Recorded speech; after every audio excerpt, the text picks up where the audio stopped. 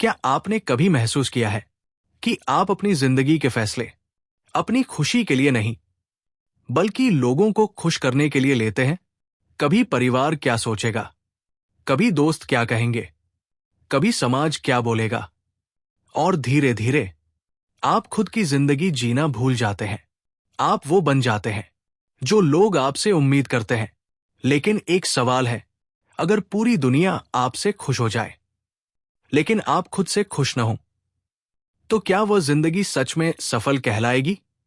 Welcome to deep insight library. आज हम समझेंगे एक ऐसी किताब जिसने लाखों लोगों की सोच बदल दी, the courage to be disliked. एक ऐसी किताब जो आपको सिखाती है कि हर किसी को खुश करना आपकी जिम्मेदारी नहीं है, और शायद जिंदगी की सबसे बड़ी आजादी लोगों की मंजूरी से नहीं, उनकी मंजूरी की जरूरत खत्म होने से मिलती है। लेकिन ये किताब सिर्फ एक किताब नहीं है, ये आपके कई पुराने विश्वासों को चुनौती देती है। ऐसी बातें बताती है जो पहली बार सुनने पर गलत लग सकती है, लेकिन जितना आप इनके बारे में सोचते हैं, उतना आपको एहसास होता है कि शायद हम पूरी जिंदगी कुछ ऐसी चीजों के पीछे भाग रहे हैं जिनकी हमें जरूरत ही नहीं थी। इस किताब की शुरुआत एक फिलोसफर और एक यंग मैन की बातचीत से होती है। यंग मैन परेशान है। उसे लगता है कि उसकी जिंदगी की समस्याओं की वजह उसका अतीत है, उसके बचपन के अनुभव है, उसकी असफलताएं हैं, उसकी परिस्थितियां हैं। लेकिन फिलोसफर कुछ ऐसा कहता है जो पूरी किताब की दिशा बदल देता है। वो कहता है, लोग अपने अतीत की वजह से नहीं, अपने लक्ष्य की वजह से वैसे व्यवहार करते हैं। पहली बार सुनने पर यह बात अजीब लगती है, क्योंकि हम हमेशा सुनते आए हैं कि हमारा पास्ट हमारा फ्यूचर तय करता है। लेकिन फिलोसफर कहता है, अगर ऐसा होता तो दो लोग एक जैसी परिस्थितियों में पले बढ़े होने के बावजूद बिल्कुल अलग जिंदगी कैसे जीते? सच्चाई यह है कि अतीत महत्वपूर्ण है, लेकिन वो आपकी किस्मत नहीं है। आपका आज का चुनाव आपके कल को तय करता है, और यहीं से किताब का पहला बड़ा संदेश शुरू होता है। आप अपने अतीत के कैदी नहीं हैं, आप अपने चुनावों के निर्माता हैं। लेकिन इसके बाद फिलोसफर एक और खतरनाक बात कहता है। वो कहता है, all problems are interpersonal relationship problems. यानी लगभग हर मानसिक परेशानी किसी न किसी रूप में दूसरे लोगों से जुड़ी होती है। Comparison, jealousy, rejection, loneliness, validation, insecurity, इन सब की जड़ में दूसरे लोगों की मौजूदगी है। सोचिए, अगर इस दुनिया में आप अकेले इंसान होते तो क्या आपको कभी इंफीरियोरिटी कॉम्प्लेक्स होता? क्या आपको कभी ये चिंता होती कि कोई आपसे बेहतर है? क्या आपको कभी ये डर होता कि लोग आपके बारे में क्या सोचेंगे? शायद नहीं, क्योंकि कंपैरिजन तभी पैदा होती है जब कोई दूसरा मौजूद हो। और यही वो जगह है जहां से इंसान की ज्यादातर परेशानियां शुरू होती हैं। हम खुश होना चाहते हैं, लेकिन उससे भी ज्यादा हम दूसरों से ज्यादा खुश दिखना चाहते हैं। हम सफल होना चाहते हैं, लेकिन उससे भी ज्यादा हम दूसरों से ज्यादा सफल दिखना चाहते हैं। और यही तुलना धीरे धीरे हमारी शांति छीन लेती है। लेकिन फिलोसफर कहता है, जिंदगी कोई प्रतियोगिता नहीं है। आपका मुकाबला किसी दूसरे इंसान से नहीं है। आपका मुकाबला सिर्फ उस इंसान से है जो आप कल थे।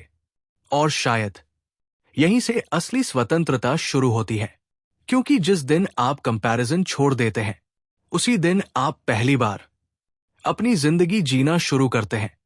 लेकिन अब फिलोसफर किताब का सबसे शक्तिशाली विचार बताता है, एक ऐसा विचार जो अगर सच में समझ आ जाए तो आपकी आधी परेशानियां खत्म हो सकती है। इस विचार का नाम है सेपरेशन ऑफ टास्क्स। यानी कौन सा काम आपकी जिम्मेदारी है और कौन सा नहीं। पहली नजर में यह बहुत साधारण लगता है, लेकिन इसकी गहराई पूरी जिंदगी बदल सकती है। मान लीजिए, आपने पूरी मेहनत से कोई काम किया, आपने अपनी तरफ से सब कुछ दिया, लेकिन लोग आपकी तारीफ नहीं करते। अब सवाल है, क्या लोगों का आपको पसंद करना आपका काम है? नहीं, आपका काम था अपना सर्वश्रेष्ठ देना। लोग क्या सोचेंगे? ये उनका काम है। लेकिन समस्या ये है कि हम दूसरों के काम को भी अपना काम बना लेते हैं। हम चाहते हैं कि लोग हमें पसंद करें, हमारी तारीफ करें, हमें स्वीकार करें। और जब ऐसा नहीं होता तो हम दुखी हो जाते हैं। फिलॉसफर कहता है, दूसरों की राय उनका काम है, आपकी जिम्मेदारी नहीं।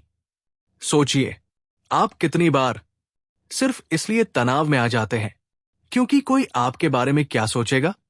नौकरी बदलनी है, लेकिन लोग क्या कहेंगे। बिजनेस शुरू करना है, लेकिन परिवार क्या सोचेगा। यूट्यूब चैनल शुरू करना है, लेकिन दोस्त मजाक उड़ाएंगे। और इसी डर में कई लोग अपनी पूरी जिंदगी गुजार देते हैं। वे जीते तो है, लेकिन अपनी जिंदगी नहीं, दूसरों की उम्मीदों के अनुसार जीते हैं। फिलॉसफर कहता है, अगर आप हर किसी को खुश करना चाहते हैं तो आप कभी स्वतंत्र नहीं हो सकते, क्योंकि जिस दिन आप अपनी खुशी को दूसरों की मंजूरी से जोड़ देते हैं, उसी दिन आप अपनी आजादी खो देते हैं। यही वजह है कि इस किताब का नाम है the courage to be disliked. ध्यान दीजिए, किताब का नाम नहीं है the skill to be liked. क्यों? क्योंकि हर किसी को पसंद आना असंभव है। दुनिया में कोई ऐसा इंसान नहीं जिसे सभी पसंद करते हों। यहां तक कि सबसे महान लोग भी आलोचना का सामना करते हैं। अगर आप कुछ नया करेंगे, लोग आलोचना करेंगे। अगर आप सफल होंगे, लोग आलोचना करेंगे। अगर आप असफल होंगे, तब भी लोग आलोचना करेंगे। तो फिर अपनी जिंदगी उनके हिसाब से क्यों जीनी? फिलॉसफर कहता है, फ्रीडम की कीमत है डिसअप्रूवल। अगर आप सच में स्वतंत्र होना चाहते हैं तो आपको यह स्वीकार करना होगा कि कुछ लोग आपको पसंद नहीं करेंगे। और यह बिल्कुल ठीक है, क्योंकि आपका उद्देश्य सबको खुश करना नहीं है। आपका उद्देश्य एक अर्थपूर्ण जीवन जीना है। लेकिन यंग मैन को यह बात स्वीकार नहीं होती। वो कहता है, अगर लोग मुझे पसंद नहीं करेंगे तो मैं अकेला पड़ जाऊंगा। तब फिलॉसफर मुस्कुराता है और एक और गहरी बात कहता है। वो कहता है, being disliked by some people is proof that you are living your own life. सोचिए, अगर हर कोई आपसे खुश है तो शायद आप बहुत ज्यादा लोगों को खुश करने में लगे हुए हैं। शायद आपने अपने असली विचार, अपनी असली पहचान दुनिया से छुपा रखी है।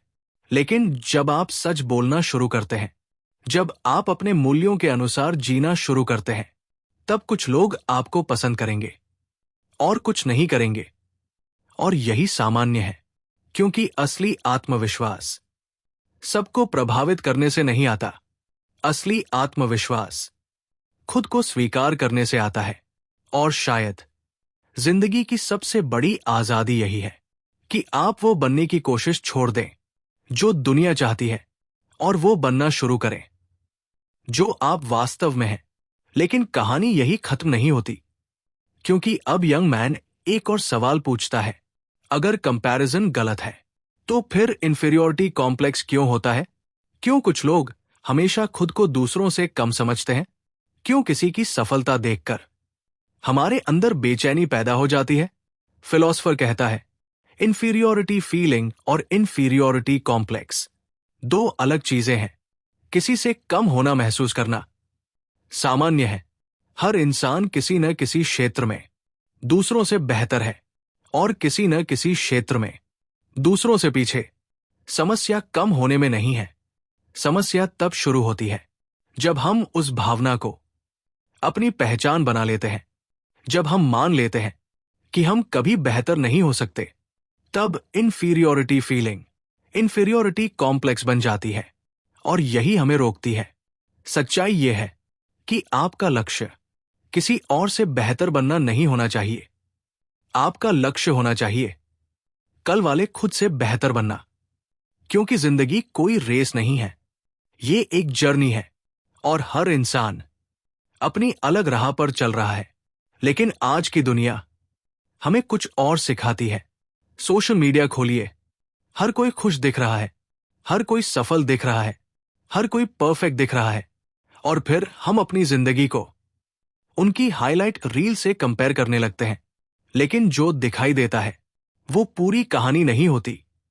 हर मुस्कान के पीछे एक संघर्ष हो सकता है, हर सफलता के पीछे कई असफलताएं छुपी हो सकती है। इसलिए कंपैरिजन हमेशा अधूरी जानकारी पर आधारित होती है, और अधूरी जानकारी कभी सही निष्कर्ष नहीं देती। फिर फिलॉसफर हैप्पीनेस के बारे में बात करता है। वो कहता है, अधिकतर लोग खुश इसलिए नहीं हैं क्योंकि वे रिकॉग्निशन के पीछे भाग रहे हैं। उन्हें चाहिए लोग उनकी तारीफ करें, उन्हें महत्व दें, उन्हें सफल माने। लेकिन रिकॉग्निशन एक जाल है, क्योंकि जितना आप इसे चाहते हैं उतना ही आप दूसरों पर निर्भर हो जाते हैं। आज कोई आपकी तारीफ करे तो आप खुश, कल वही व्यक्ति आलोचना कर दे तो आप दुखी। क्या ऐसी खुशी सच्ची खुशी है? शायद नहीं। फिलॉसफर कहता है, सच्ची खुशी रिकॉग्निशन में नहीं, कंट्रीब्यूशन में है। यानी आप दुनिया को क्या दे रहे हैं, आप किसकी मदद कर रहे हैं, आप किस तरह किसी की जिंदगी बेहतर बना रहे हैं। जब इंसान कंट्रीब्यूशन पर ध्यान देता है तो उसकी नजर खुद से हटकर दूसरों के जीवन पर जाती है, और वहीं से मीनिंग पैदा होता है। यही कारण है कि सबसे ज्यादा संतुष्ट लोग हमेशा सबसे अमीर लोग नहीं होते, बल्कि वे लोग होते हैं जिन्हें लगता है कि उनका जीवन किसी काम का है, कि उनकी मौजूदगी दुनिया में कुछ फर्क पैदा कर रही है। और शायद यही हैप्पीनेस का असली रहस्य है। ना ज्यादा पैसा, ना ज्यादा प्रसिद्धि, ना ज्यादा अप्रूवल, बल्कि ये एहसास कि आपका जीवन अर्थपूर्ण है। अब किताब अपने अंतिम संदेश पर पहुंचती है, और शायद पूरी किताब का सबसे महत्वपूर्ण वाक्य यही है, have the courage to be disliked. लोग आपको गलत समझेंगे, कुछ लोग आपको पसंद नहीं करेंगे, कुछ लोग आपकी आलोचना करेंगे, लेकिन अगर आप अपनी सच्चाई के अनुसार जी रहे हैं तो ये कीमत बहुत छोटी है। क्योंकि दूसरी तरफ क्या है? एक ऐसी जिंदगी जो आपने खुद नहीं चुनी, एक ऐसा जीवन जो सिर्फ दूसरों को खुश करने में बीत गया। और अंत में शायद सबसे बड़ा पछतावा यही होता है कि हमने अपनी जिंदगी जी ही नहीं, हम सिर्फ दूसरों की उम्मीदों को पूरा करते रहे। तो शायद the courage to be disliked का असली मतलब लोगों से नफरत करना नहीं है, अकेले हो जाना नहीं है, या दुनिया से अलग हो जाना नहीं है। इसका मतलब है अपने जीवन की जिम्मेदारी लेना, अपनी राह चुनना, अपनी सच्चाई के अनुसार जीना, और ये स्वीकार करना कि हर कोई आपको पसंद नहीं करेगा, लेकिन फिर भी आप अपनी जिंदगी पूरी ईमानदारी से जिएंगे। क्योंकि जिस दिन आप अप्रूवल की कैद से बाहर निकल जाते हैं, उसी दिन आप सच में आजाद हो जाते हैं। और शायद यही आजादी सच्ची खुशी की शुरुआत है। अगर इस वीडियो ने आपको सोचने पर मजबूर किया हो तो डीप इनसाइट लाइब्रेरी को सब्सक्राइब जरूर करें, क्योंकि यहां हम सिर्फ किताबों का सार नहीं बताते, हम उन विचारों को समझते हैं जो इंसान की पूरी जिंदगी बदल सकते हैं। धन्यवाद। मिलते हैं अगले वीडियो में।